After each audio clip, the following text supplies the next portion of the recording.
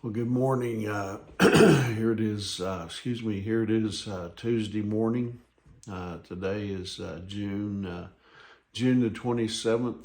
And anyway, hope that you had a great Monday. Hope that you were able to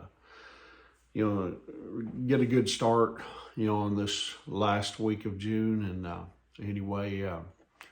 It was pretty warm, but not excessively. But I think the humidity is supposed to be back up today, and so it'll get pretty hot. But after all, this is summertime, and it's supposed to be that way. And anyway, I hope that you're awake and well this morning, and ready to tackle the opportunities that God has before us with this brand new day that's ahead of us. But anyway, this morning I want to share a devotional with you entitled "A Life That Makes a Difference." In many ways, people, they like to mock us, and they like to deride us, for our beliefs as Christians. And sometimes they accuse us of things that just simply aren't true, because we have chosen to stand up for our Christian principles.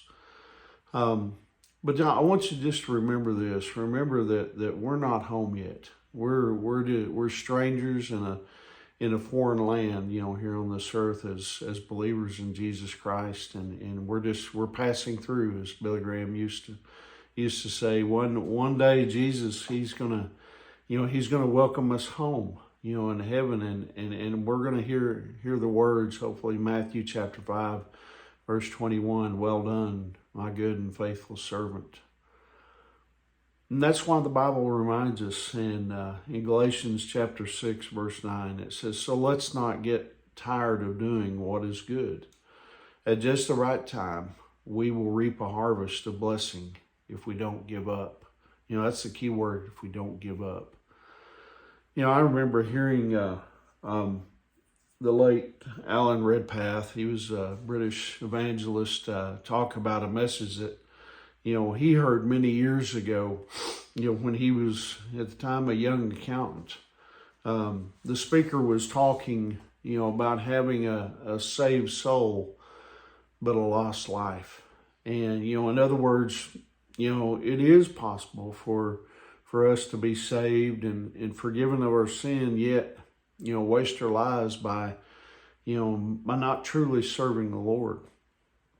Redpath, he said he kept thinking about the words "saved soul, lost life," and he ultimately made a commitment to the Lord, and so he prayed, "Lord, I want to serve you. I don't bring a whole lot to the table, but what I have is now yours."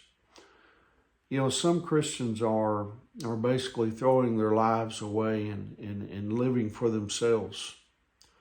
Now, maybe that describes you this morning, and maybe you think, well, man, it's too late, and that God can never use you.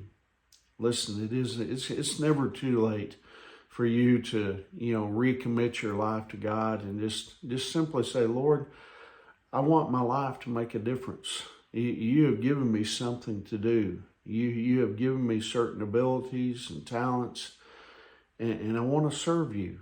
I mean, whatever role you have for me, I want to be a part of what you're doing." At one time, that kind of explained me, because I had become a Christian at a young age, and then became a grown up and have family, and I wasn't doing what God had wanted me to do, and I kind of came to that same point, and just said, "God, my life is yours.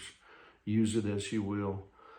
Listen, don't waste your life. Listen, if you'll just step forward and make yourself available to God and say, "God, here I am. Whatever you want to do with me, show me." Listen, God will help you do what He has called you to do. I'm a perfect example of that, and not perfect in the sense of being a perfect person, but but I am an example of God. You know, when I made my recommitment to the calling He had placed upon me to be a preacher, you know, God has. I mean, it hadn't been easy. I'm not going to sit here and tell you that, but you know what? That's okay. God gets us through the rough spots. And anyway, I hope you have a wonderful day. Hope this is encouraging to you this morning. And remember, Angie and I, we love you guys, and we're praying for you. And Lord willing, I'll see you tomorrow morning. God bless you.